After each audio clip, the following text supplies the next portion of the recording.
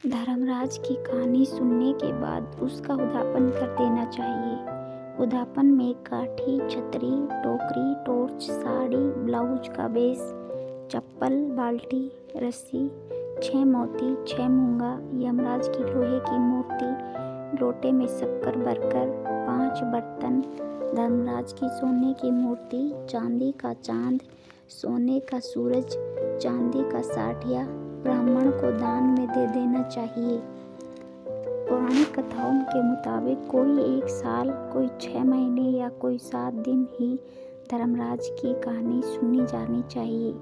हर दिन चावल का साठिया बनाकर ही धर्मराज की कहानी सुननी जानी चाहिए। यमराज को धर्मराज कहा जाता है क्योंकि वे हिंदू धर्म में अधिपति यमलोक के न्याय के देवता हैं। यमराज का मतलब होता है मृत्यु का राजा। धर्मराज की कहानी। किसी गांव में एक बुढ़िया रहती थी। वह बहुत नियम धर्म से व्रत रखती थी। एक दिन भगवान के घर से यमदूत उसे लेने आ गए और वह उनके साथ चल पड़ी। चलते चलते एक गहरी नदी आई तो यमदूत बोले कि माई, तुमने गोदान की हुई है या नहीं?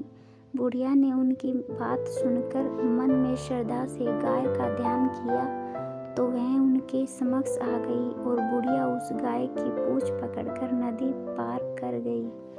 वह यमदूतों के साथ फिर आगे बढ़ी तो काले कुत्ते आ गए। यमदूत फिर बोले, कुत्तों को खाना दिया था। बुढ़िया ने मन में कुत्तों का ध्यान किया तो वे रास्ते से चले गए। अब बुढ़िया फिर से आगे बढ़ने लगी तो रास्ते में कोए ने उसके सिर में चोंच मारनी शुरू कर दी। तो यमदूत बोले कि ब्राह्मण की बेटी के सिर में तेल लगाया था। बुढ़िया ने ब्राह्मण की बेटी का ध्यान किया तो कोए ने चोंच मारनी बंद कर दी।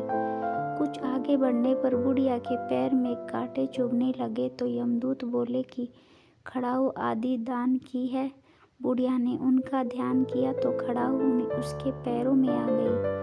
बुढ़िया फिर आगे बढ़ी तो चित्रगुप्त जी ने यमराज से कहा कि आप किसे लेकर आए हो? यमराज जी बोले कि बुढ़िया ने दान पुण्य तो बहुत किए हैं लेकिन धर्मराज जी का कुछ नहीं किया, इसलिए आगे द्वार इसके लिए बंद है।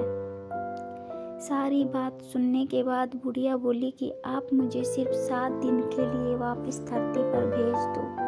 मैं धर्मराज जी का व्रत और उद्यापन करके वापस आ जाऊंगी।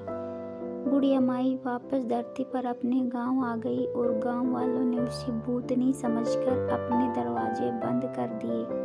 वह जब अपने घर गई तो उसके बहू बेटे भी दरवाजे बंद करके बैठ गए। बुढ़िया ने कहा कि मैं भूतनी नहीं हूँ, मैं तो धर्मराज जी की आज्ञा से वापस धरती पर 7 दिन के लिए आई हूँ। इन 7 दिनों में मैं धर्मराज जी का व्रत और उद्यापन करूंगी जिससे मुझे परलोक में जगह मिलेगी। बुढ़िया की बातों से आश्वस्त होकर बहू बेटे उसके लिए पूजा की सारी सामग्री एकत्रित करते हैं, लेकिन जब बुढ़िया कहानी कहती है तब वह हुकारा नहीं भरते, जिससे बुढ़िया फिर अपनी पड़ोसन को कहानी सुनाती है और वह हुकारा भरती है। 7 दिन की पूजा व्रत का उद्यापन के बाद धर्मराज जी बुढ़िया को लेने के लिए विमान भेजते हैं।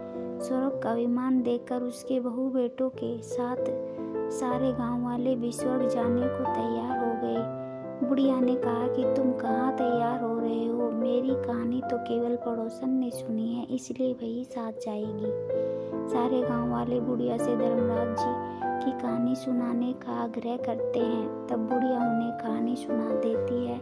कहानी सुनने के बाद सारे ग्रामवासी विमान में बैठकर स्वर्ग जाते हैं तो धर्मराज जी कहते हैं, मैंने तो विमान केवल बुढ़िया को लाने भेजा था। बुढ़िया माई कहती है कि हे धर्मराज, मैंने जो भी पुण्य किए हैं उसमें से आधा भाग आप गांव वालों को दे दो। इस तरह से धर्मराज ने ग्रामवासियों को भी स्वर्ग में जगह दे दी। धर्मराज दशमी के व्रत को भी यही कहानी सुनी जाती है।